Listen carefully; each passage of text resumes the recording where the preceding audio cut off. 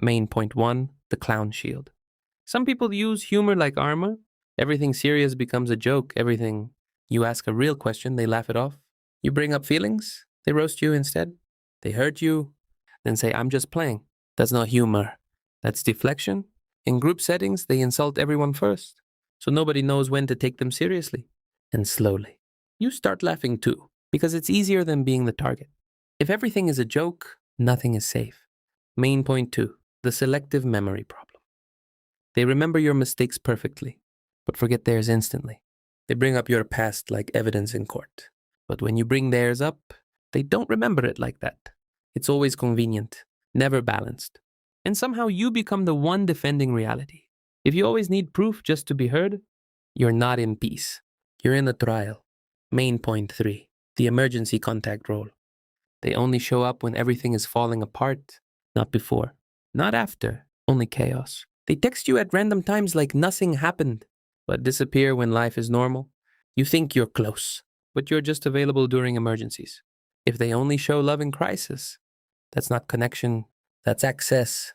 Main point 4, sweet control. It never feels like control. That's the trick. It feels like advice, like care. Maybe you should change that, said softly, smiling, but it sticks. They reward you when you agree, and go distant when you don't. Slowly, you stop choosing freely. You start choosing what keeps things calm. Control doesn't always raise its voice. Sometimes it lowers yours. Main point 5, conditional warmth. They are warm when you perform well, cold when you don't. You're funny, they love you. You're tired, they disappear. You agree everything is fine. You disagree, everything shifts. So you start trying to be enough all the time. Like love is something you earn weekly. Real connection doesn't require performance. Main point 6, the quiet competition. Everything becomes a comparison, even your life. Your win becomes their story. Your struggle becomes their reference point.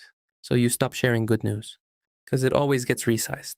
And without noticing, you start shrinking yourself just to keep peace.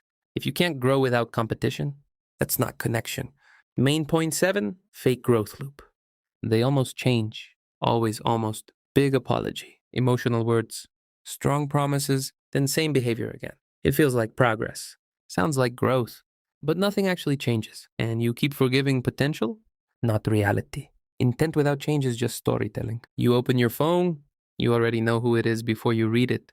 Your body reacts before your mind catches up. That's not intuition, that's conditioning.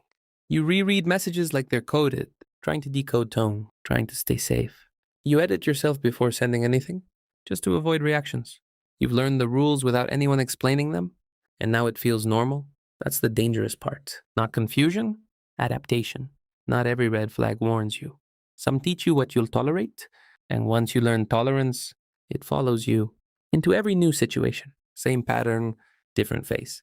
Same lesson, repeated. That's why it feels familiar, even when it hurts. Subscribe if you want more videos that say what people usually avoid saying out loud.